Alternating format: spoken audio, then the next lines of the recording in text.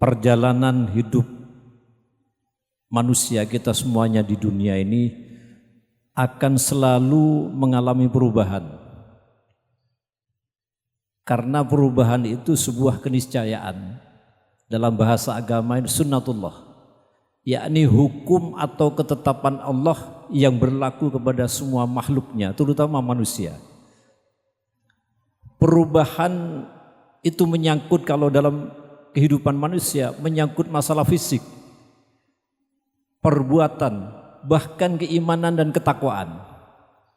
Ini akan terjadi sebuah perubahan ini. Kita lihat dulu dari sisi fisik. Kemarin beberapa hari yang lalu kita sampaikan Al-Quran menyatakan Allahul ladzi khalaqakum min dha'fin. Dialah Allah yang telah menciptakan kamu dalam keadaan lemah. Nah ini pertama, perubahannya di sini nanti. Jadi pertama ini begitu kita lahir, kita tidak berdaya, tidak punya kekuatan apa-apa, tidak punya daya kekuatan. Kecuali orang-orang yang ada di sekitarnya itu yang menolong kita. Andaikan dia kemudian tidak mau menolong kita, selesai kita ketika bayi. Lemah. Tapi itu berproses, tidak lemah terus. Summa ja'ala bi ba'di dha'fin quwwatan. Kemudian kami menjadikan kamu setelah lemah itu menjadi kuat. Karena akan mengalami sesuai dengan waktu, perjalanan waktu. Kemudian kanak-kanak, masa remaja, masa dewasa, kemudian kuat. Berbagai macam aktivitas kita lakukan sesuai dengan disiplin ilmu kita masing-masing, sesuai dengan bidang kita masing-masing. Tetapi itu juga dibatasi. Summa ja'ala mi ba'di quwwatin dha'fan wa syaibah. Kemudian kami jadikan kamu setelah kuat itu menjadi lemah kembali. Nah, usianya kalau sudah umur 60 tahun ke atas sudah mulai lemah, dan wasyaibah, kemarin kita sampaikan sudah beruban tandanya ini. Sudah lemah sudah. Jadi bicara kita sudah lemah, pandangan kita, penglihatan, pendengaran, jalannya saja sudah gak seperti awalnya gitu. Semuanya lemah. Ini perubahan-perubahan yang terjadi secara fisik. Lalu perubahan dalam persoalan keimanan misalnya. Grafik keimanan kita ini terkadang akan mengalami pasang surut. Mengalami turun naik, yazidu wa yanqus, kadang-kala bertambah, kadang-kala berkurang. Akan mengalami perubahan. Kalau sebelumnya awalnya barangkali iman kita bisa kuat, kokoh, tapi satu saat rapuh kita. Satu saat bisa terbalik, rapuh dulu bisa kemudian menjadi kuat. Sebelumnya kita rajin, aktif, bersemangat, ghirah kita dalam beribadah begitu kuat. Tapi satu saat kemudian kita lalai menjalankan ibadah, malas. Bisa jadi kita kemudian punya kekuatan untuk melawan hawa nafsu, tapi di saat yang lain kemudian justru kita pengikut hawa nafsu itu sendiri. Subhanallah. Betapa banyak persoalan hidup dan pengaruh zaman yang mengancam keberadaan iman kita ini. Nun sewu, karena ekonomi misalnya, ekonominya sangat berat sekali, seret katanya orang, wangil. Ada orang kemudian menawarkan macam-macam, nun sewu, kadang-kala iman bisa lepas. Karena pekerjaan, bisa seperti itu, ketika sulitnya persaingan ketat seperti ini, sulit bekerja, ketika menemukan kerjaan, saking senangnya dia kemudian ada peraturan di sana karena orangnya bukan muslim yang orang punya misalnya proyek perusahaan, tidak boleh, tidak ada waktu untuk menjalankan ibadah sholat, maka gak sholat, kemudian mau meninggalkan iman pekerjaannya, sulit kerja, maka akan terkikis kemudian keimanannya. Persoalan pasangan hidup, karena mencintai seseorang padahal bukan seagamanya, karena cintanya bisa lepas, banyak itu dilepas keimanannya. Subhanallah. Jadi tidak ada benih iman pada diri seseorang, pada diri kita, kecuali ada tantangan ujian. Ahsiban nasu ayyutraku ayyakulu amanna wa hum la yuftanun. Apakah manusia mengira bahwa mereka dibiarkan saja mengatakan kami telah beriman? Gak dibiarkan, tapi diuji dulu oleh Allah Subhanahu wa taala. Sekuat mana keimanannya? Maka iman ini perlu dipupuk setiap hari, kita pupuk keimanan kita perkuat, kita perkokoh keimanan kita. Kalau iman kita sudah kuat kokoh, insya Allah kita akan terbimbing ke jalan kebenaran, akan terbimbing ke sana. Ini iman ini harus kita jaga sampai nanti hembusan nafas kita terakhir. Mudah-mudahan itu akan terjadi kepada kita. Mudah-mudahan keimanan kita, keislaman kita akan kuat sampai akhir kehidupan kita ini. Amin. Kemudian pengaruh yang ketiga ini,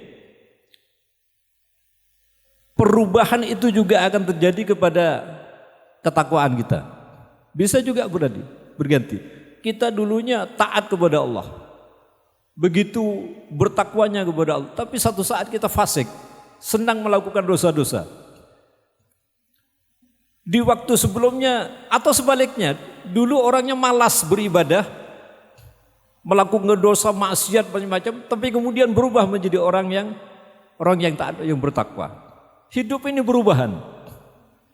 Ada orang yang dulunya sebelumnya ini jauh dari Allah, lupa kepada Allah, kemudian dia ingat kepada Allah, mendekat kepada, atau sebaliknya akan terjadi seperti itu. Nah, karena itu kita harus bisa mengisi kehidupan kita ini dengan apa? Dengan nilai-nilai ketakwaan, tetapi takwa yang sesungguhnya, tidak hanya sekedar musiman, takwa sesungguhnya, takwa yang sebenar-benarnya. Sehingga ada ayat menyatakan, ya ayyuhalladzina amanu taqullaha haqqa tuqatih. Wahai orang-orang yang beriman, bertakwalah kepada Allah dengan takwa yang sebenar-benarnya takwa kepadanya. Yang sebenar-benarnya takwa kepadanya. Nah, seperti apa makna takwa yang sebenarnya itu? Maka ada seorang bertanya kepada Sidina Ali, apa makna takwa yang sebenarnya itu seperti apa? Dia katakan, at-taqwa hiyal khaufu minal jalil. Ini yang pertama. Takwa itu adalah perasaan takut kepada yang maha mulia, yang maha agung. Siapa itu? Allah Subhanahu wa taala. Takut dengan siksanya, takut dengan murkanya, takut dengan azabnya. Karena azab Allah itu sangat pedih. Nah, di sini ini kita harus takut perwujudan takut apa? Ya bertakwa kepada Allah. Kalau sudah di akhirat nanti tidak ada itu pemaafkan kesempatan kita untuk diberi kesempatan oleh Allah untuk bisa melakukan perbaikan-perbaikan di dunia ini. Maka karena begitu pedihnya siksa Allah Subhanahu wa taala kepada orang-orang yang lupa kepada Allah, tidak taat kepada Allah, sampai di nun sewu, sampai di neraka itu, nanti orang-orang neraka itu akan berkata, minta, Rabbana akhrijna na'mal salihan khairal ladzi kunna na'mal ghairal ladzi kunna na'mal. Ya Tuhan kami, keluarkan kami dari tempat ini, dari neraka. Kami akan mengerjakan amal soleh berbeda dengan apa yang telah kami lakukan dahulu. Tetapi tidak ada gunanya sudah. Kalau sudah di akhirat, tidak ada gunanya. Maka di sini ini kita harus tahu bahwa takwa itu adalah takut kepada Allah. Kita sering menyampaikan dulu, takut kepada Allah itu berbeda dengan takut kepada makhluknya. Kalau kita takut kepada hewan buas, takut kepada orang jahat, kita lari pasti, sembunyi. Tapi takut kepada Allah justru harus mendekat kepada Allah Subhanahu wa taala. Khafillah fis sirri wal alaniyah. Takutlah kamu kepada Allah saat sendirian maupun di tempat keramaian. Jangan ketika sendirian takut kepada Allah, ketika di keramaian lupa. Ketika kumpul misalnya lupa, nun sewu, di keramaian lupa kepada Allah, tidak takut. Sampean lihat saya pernah dikirimi teman YouTube, ada orang sudah tua usianya, hampir 70-an, dia joget sambil nyanyi di atas panggung, joget, langsung mati di sana. Begitu mati dia lupa. Dia lupa kepada Allah. Atau sebaliknya. Jadi ingat ketika dalam keramaian, lupa ketika dalam kesendirian. Maka orang yang bertakwa, ketakutannya kepada Allah, kapanpun dalam keramaian maupun sendirian sepi, dia terus tetap takut kepada Allah Subhanahu wa taala. Orang kalau tidak takut kepada Allah, nun sewu, sekarang itu kan, kalau dulu orang korupsi di atas meja, di bawah meja, sekarang di atas meja terus terang. Itu sekarang. Kalau tidak takut kepada Allah, transaksi itu antara yang memberi dan seenaknya sudah itu. Karena tidak takut, merasa tidak diawasi oleh Allah Subhanahu wa taala. Kalau orang merasa muraqabah, ada yang mengawasi Allah, maka semuanya apa yang dihadapi dalam keramaian, dalam kesendirian, dia tidak akan melakukan kesalahan-kesalahan karena merasa diawasi oleh Allah Subhanahu wa taala. Nah ini. Maka ini yang penting kita jaga dalam kehidupan kita, bahwa kemanapun kita akan berjalan, kemanapun kita dalam kesepian, dalam kesunyian, di keramaian, itu senantiasa diawasi. Dan Allah mengutus 2 malaikat, antara malaikat Raqib dan Atid, kemana ini, apa yang mau dilakukan. Kalau kita melakukan kebaikan, sebelum kita melakukan sudah dicatat kebaikannya. Tapi kalau melakukan kejahatan belum, masih ditunggu. Ketika pas melakukan baru dicatat. Tapi kalau kebaikan niatnya saja itu sudah, subhanallah, sudah dicatat. Jadi kebaikan-kebaikan. Mudah-mudahan ketakwaan kita dikuatkan oleh Allah Subhanahu wa taala, yang kita aplikasikan dengan takut terhadap azab Allah Subhanahu wa taala. Yang kedua, wal amalu bitanzil. Mengamalkan apa yang termuat di dalam at-tanzil. Apa tanzil itu? Tanzil itu Al-Quran.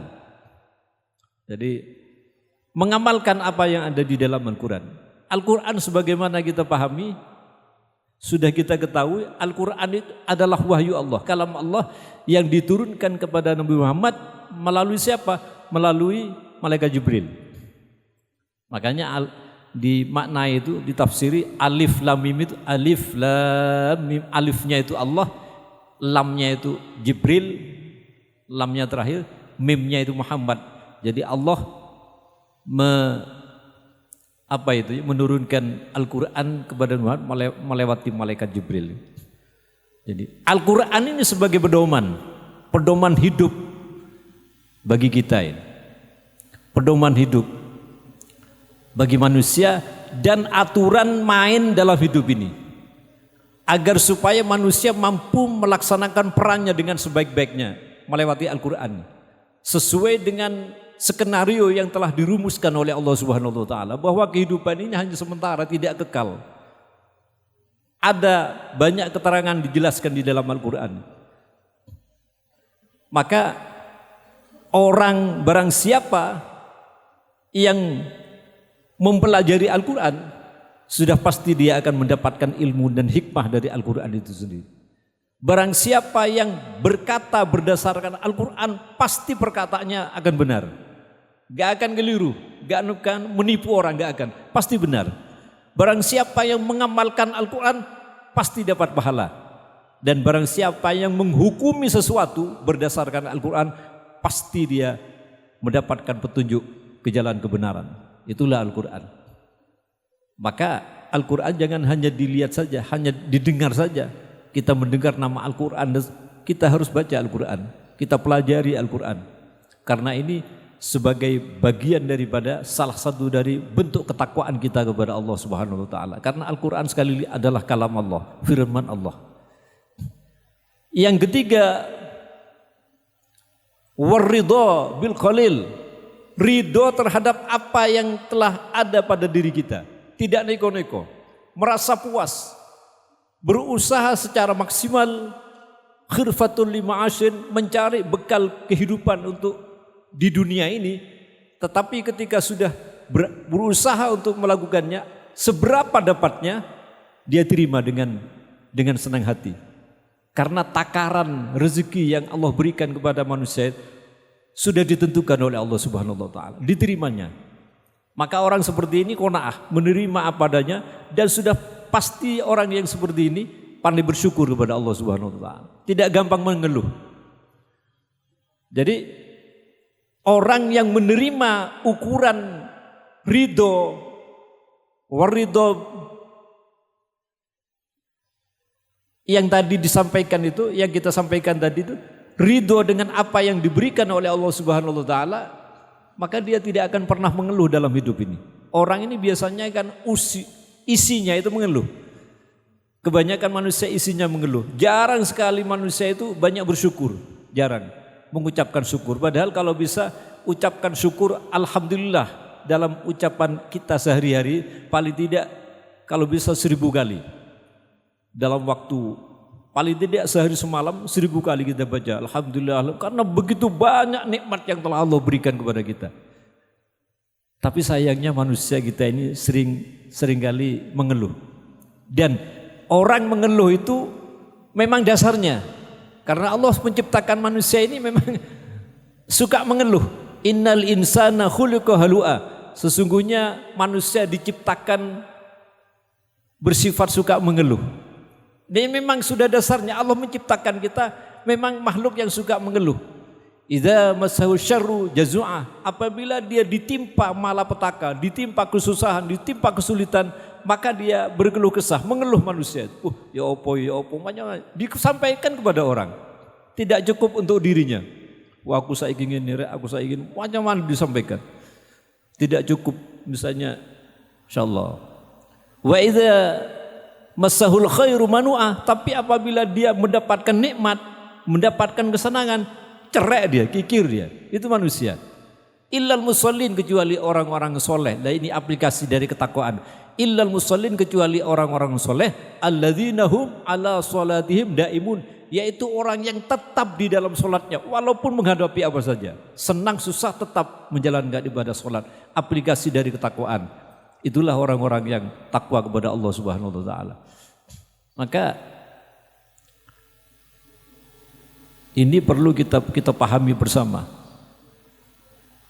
bahwa kenikmatan yang diberikan oleh Allah kepada kita ini harus kita syukuri, dan caranya mendekat kepada Allah. Kita pernah sampaikan bahwa barang siapa yang tidak mendekat kepada Allah Subhanahu wa taala padahal sudah diberi hadiah berbagai macam kenikmatan, maka akan diseret kepadanya dengan rantai cobaan. Cobaan berupa apa? Makanya kita sudah diberi nikmat oleh Allah begitu banyaknya. Tidak hanya mengeluh saja, begitu banyak nikmat yang harus kita syukuri. Tapi ternyata kita tidak bersyukur, maka diberi ujian, dipaksa oleh Allah agar supaya ingat lagi kepada Allah. Caranya bagaimana? Diberi ujian. Anaknya sakit, ya. Usahanya macet, macam-macam, di kantor bermasalah, di keluarganya sudah, anaknya macam-macam. Orang biasanya kalau sudah diuji baru ingat kepada Allah, mendekat kepada Allah. Seharusnya tidak perlu dipaksa untuk ingat kepada, untuk mendekat kepada Allah.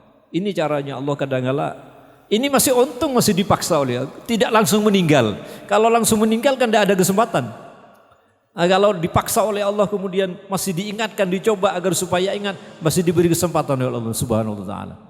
Nah ini manusia ini seperti ini, suka mengeluh, kecuali orang yang sholat. Coba sampean jalankan sholat terus, lama-lama sampean kita akan sadar diberi hikmah oleh Allah Subhanahu wa taala, tidak gampang mengeluh menjalani kehidupan ini. Yang keempat, wal isti'dad li yaumir rahil. Orang takwa itu yang keempat itu cirinya mempersiapkan dirinya untuk hari meninggal dunia. Jadi sebelum meninggal dunia dia persiapan. Al-kaisu man dana nafsahu wa amila lima ba'dal maut. Orang yang cerdas itu adalah orang yang mampu mengendalikan dirinya dan beramal sebelum matinya, melakukan kebaikan-kebaikan. Nah kita ini semuanya akan menghadap Allah Subhanahu wa taala. Kita pasti sudah meninggal, hanya saja pertanyaannya ketika dalam keadaan apa kita meninggal? Apakah kita membawa amal kebaikan atau justru sebaliknya? Na'udzubillah, kalau sampai akhir kehidupan kita ini yang kita lakukan hal-hal yang tidak diridhoi oleh Allah. Nah kita ini dalam rangka untuk mencapai agar supaya diridhoi oleh Allah, agar supaya amal kita termasuk amal yang baik yang nanti akan diterima oleh Allah, harapan kita. Nah kita melakukan berbagai macam, termasuk kita kumpul sekarang di sini.